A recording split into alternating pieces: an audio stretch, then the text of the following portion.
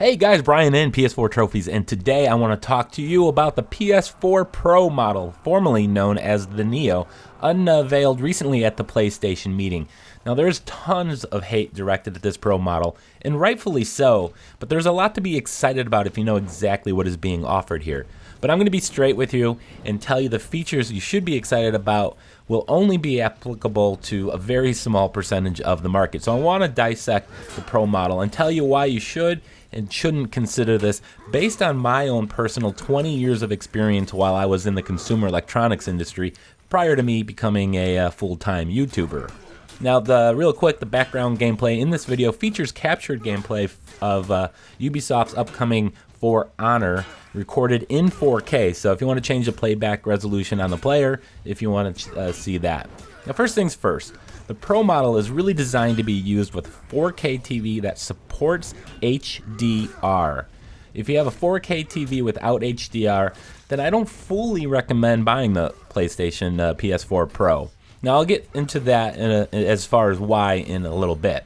Now if you have just a 1080p TV, this unit will still perform better than the base model PS4, in theory, because the Pro does claim to be twice as powerful as the PS4 due to its new GPU. Now, Sony has claimed that on non-4K HD TVs, developers can choose to use the increased power to give you higher frame rates, better visual qualities with increased environmental and character models, with a resolution bump up to 1080p. Again, this is if the developer actually chooses to use the power to do that. Now, most certainly, there will be a greater impact on VR titles, I at least speculate. So I highly recommend the PS4 Pro if you're buying a PS4 for the first time or replacing an old broken PS4. Now, there's also a big outrage over the lack of actual 4K Blu-ray player. Instead, Sony's relying on consumers to get their 4K content from apps such as Netflix and YouTube. Now, Sony has cited that the trend is moving towards streaming, and I totally get that, and I'm totally on board with that, but I can understand people wanting to be able to play physical media. But it's the Pro model. It should have been built with every available feature because that's what a Pro model is in the consumer electronics industry. Now, the biggest concern about the Pro is the reliance on a 4K TV with HDR to get the most out of this. Now, let me tell you, if you have this, you will love the new PS4 Pro.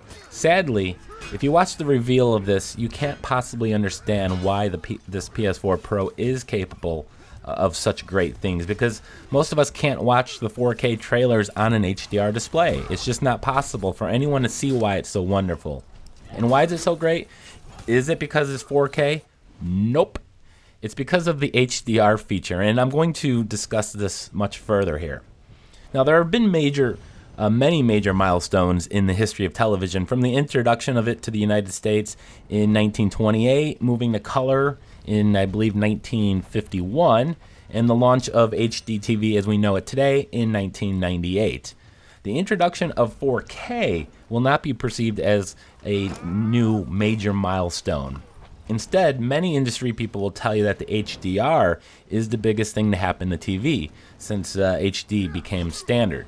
4K resolution, which increases the resolution from 1080p to 2160p, gives you more pixels.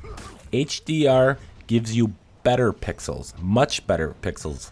In fact, the human eye can't even tell the difference between a 1080p image and a 4K image unless you're close enough to the television, a distance much closer than most people will sit from their TVs. With a 60-inch TV, an average person has to sit closer than 8 feet to notice the difference. That's fact. Now, I've played the upcoming Ubisoft title For Honor, as we're seeing here, in 4K on a 40-inch TV where I was only 3 feet away, and yes, that made a huge difference, but only because I was sitting so close. If you're in a store and are standing 8 feet away from both a 1080p and a 4K TV, and you swear up and down that the 4K TV is better, well, let me tell you, it is. But it's not because it has more pixels. It's because it has better pixels, and there's numerous features within a TV that will account for that, HDR being the biggest. Now, HDR increases the dynamic range of the display, or the TV. The better this range, the more lifelike the image will appear. You'll get more details in both the shadows and in the sunlight. It's a brighter, more vibrant image, and that's what the PS4 Pro will provide. What I'm really excited about, in fact.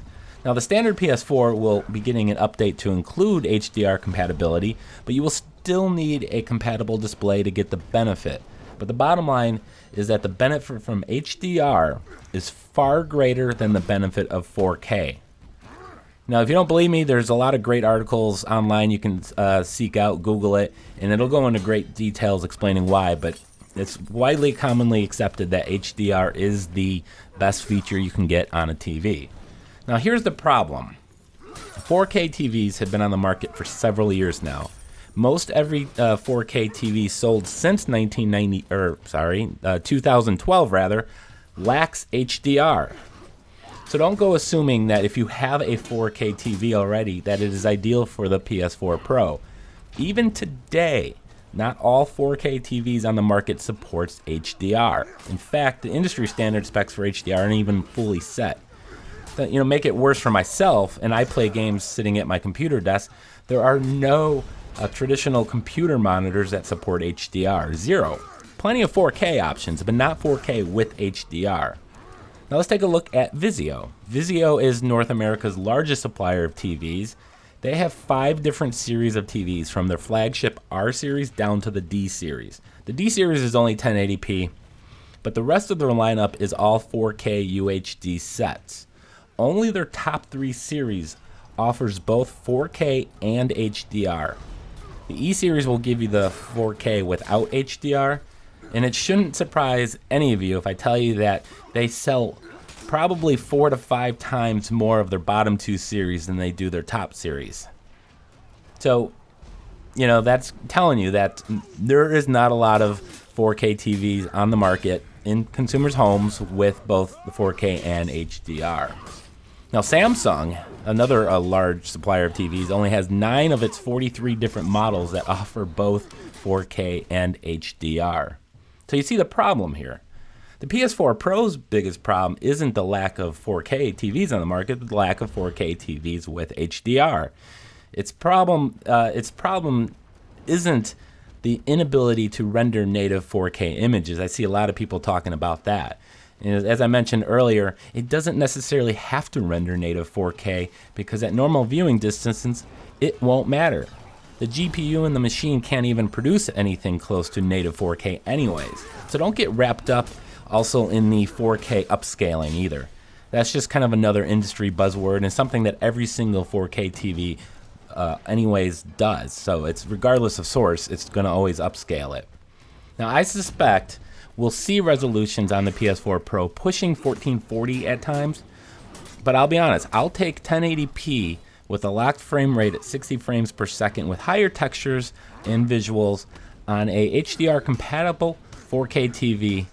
And that, my friends, is why the PS4 Pro will be an exciting addition to the lineup. Well, for the 1%ers out there who can fully unlock its potentials. So I want to thank you guys. Just wanted to kind of give you a brief glimpse of the PS4 Pro, what you will need if you want to get everything you can out of it. So thanks for watching. Please like, comment, and subscribe.